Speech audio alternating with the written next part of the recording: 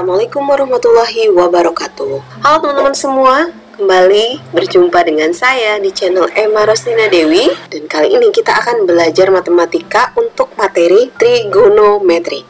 Ada 10 soal yang akan kita pelajari bareng-bareng ya. Apa sih solusi dari ke-10 soal tersebut? Oke, kita simak nomor pertama.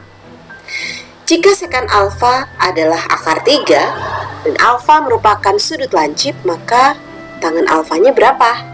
Kita lihat ya. Yang pertama adalah yang diketahui tadi adalah sekan alfa sama dengan akar 3. Kita tahu bahwa sekan alfa itu adalah 1 per cos alfa. Jika 1 per cos alfa adalah akar 3, maka cos alfanya tentu saja 1 per akar 3. Dan kita ingat kembali bahwa cos itu adalah samping dibagi miring. Apa sih samping bagi miring? Itu adalah sisi-sisi pada segitiga siku-siku ya. Oke, nah ini kita lihat nih ilustrasinya. Jadi kalau ini adalah alfa sebelah sini, maka sisi sampingnya itu adalah sebelah sini, itu adalah 1, dan sisi miring, ini sisi terpanjang itu adalah akar 3. Dengan menggunakan teorema Pitagoras tentu saja kita dapat mencari sisi sebelah depannya ya, yang sini ya. Maka sisi depan itu adalah akar kuadrat dari akar 3 dikuadratkan dikurangi 1 dikuadratkan. Hasilnya kalau kita hitung, ini menjadi 3, ini menjadi 1, 3 dikurang 1 sama dengan 2 ya. Jadi sisi depannya adalah akar 2 teman-teman. Nah selanjutnya kita sekarang karena sudah mendapatkan lengkap nih panjang sisi depan, sisi samping, sisi miring, maka kita bisa mendapatkan nilai tangan alfa adalah depan dibagi samping. Sisi depannya akar 2, sampingnya 1. Akar 2 dibagi 1 adalah akar 2. Oke teman-teman, kita lanjut ke soal nomor 2. Di sini saya punya tangan pi per 3 dikalikan dengan sin pi per 2 itu berapa? Nah teman-teman, penyajian sudutnya tidak dalam derajat, maka kita harus ubah terlebih dahulu ya. Pi per 3 itu berapa, pi per 2 itu berapa. Gampang saja caranya dengan mengubah pi tersebut dengan 180 derajat. Jadi kalau tangan pi per 3 ya tangan 180 dibagi 3. Sin pi per 2 ya berarti sin 180 dibagi 2. Tinggal kita hitung 180 dibagi 3 dan 60, 180 dibagi 2 dan 90. Tentu saja teman-teman sudah tahu bahwa tangan 60 adalah akar 3 dan sin 90 adalah 1. Kalau dikalikan, hasilnya adalah akar 3. Di nomor 3 kita punya apa? Nah, di sini ada segitiga siku-siku ya. Jadi ada diberikan ilustrasi segitiga PQR di mana siku-sikunya ada di P. Panjang sisi PR ini 12, panjang sisi miringnya RQ ini adalah 13. Yang ditanyakan 2 sin R cos Q. Hati-hati teman-teman karena di sini adalah 2 sudut yang berbeda. Sekarang kita cari satu-satu. Untuk sin R terlebih dahulu saya akan buat segitiga terpisah. Ya, jadi patokan kita adalah sudut R ya, sehingga sisi yang 12 ini merupakan sisi samping kalau sudut pandangnya dari sudut R.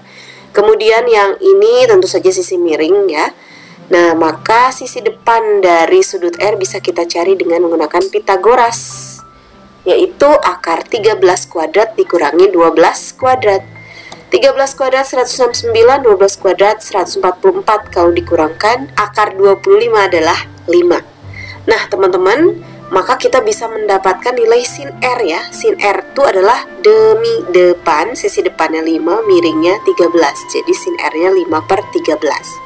Saya akan gambarkan lagi ilustrasi segitiga yang lainnya di mana yang jadi sudut pandangnya adalah Q. Kenapa? Karena di soal kita harus mencari cos Q.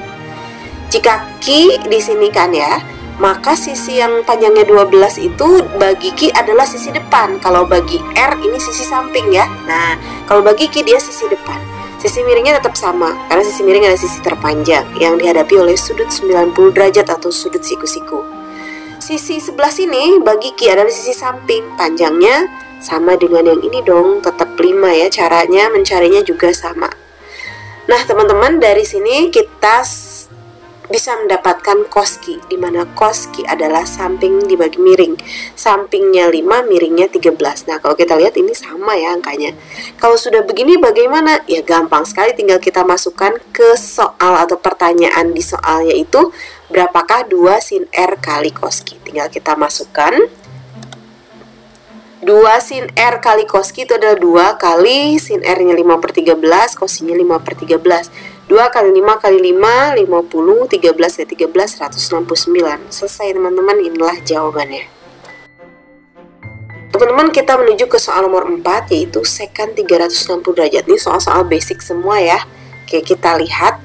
Sekant itu adalah 1 dibagi cos. Berarti sekant 360 itu adalah 1 dibagi cos 360. Teman-teman tidak usah pusing.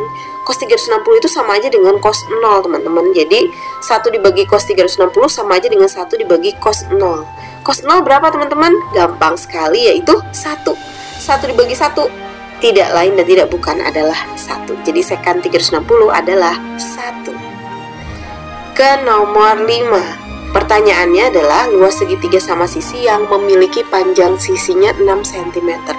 Ini sebenarnya sudah saya coba berikan bantuan ilustrasi segitiga sama sisi ya. Dimana kalau yang namanya segitiga sama sisi pasti panjang sisinya sama dan sudutnya juga sama besar. Kalau panjang sisinya 6 semua, nah sudutnya dapat 60 dari mana? Ingat bahwa total jumlahan sudut-sudut segitiga itu adalah 180 derajat. Kalau ada 3 sudut sama besar ya berarti 180 dibagi 3, dapatnya 60 semua nih tiap sudut. Oke, nah teman-teman tinggal menggunakan formula mencari luas segitiga. Dengan menggunakan trigonometri itu L sama dengan setengah AB sin C. Anggap saja ini adalah A, ini B, ini sudut C-nya ya. Berarti ya tinggal kita masukkan panjang A-nya 6, panjang B-nya 6, sin sudutnya adalah sin 60 derajat.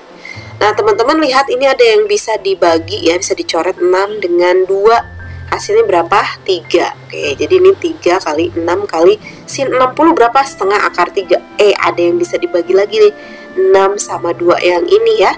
Maka diperoleh 3 kali 3 kali akar 3. Itu adalah 9 akar 3. Ini luasnya teman-teman.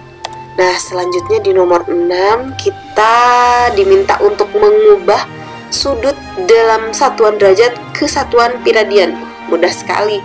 15 derajat berapa radian? Tinggal kita bagi dengan 180 saja teman-teman.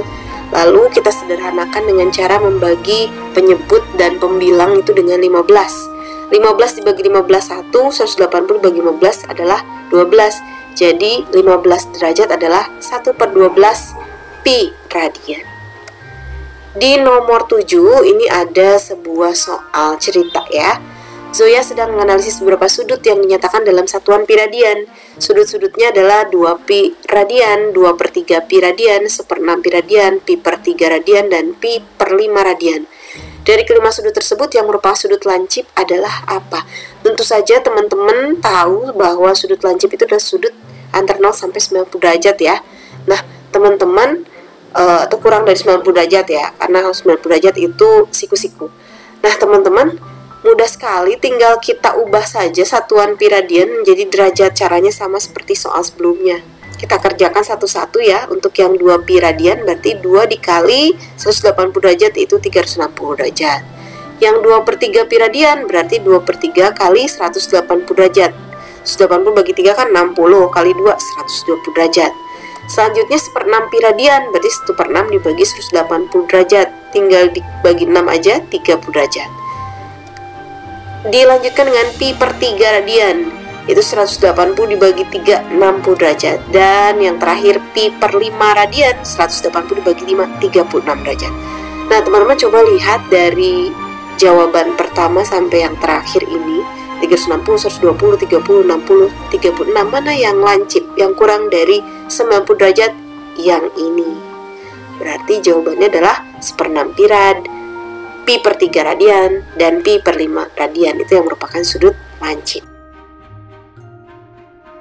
Soal ke-8, diberikan sebuah segitiga siku-siku PQR dengan siku-siku di P dan nilai tangan Q adalah 4/3.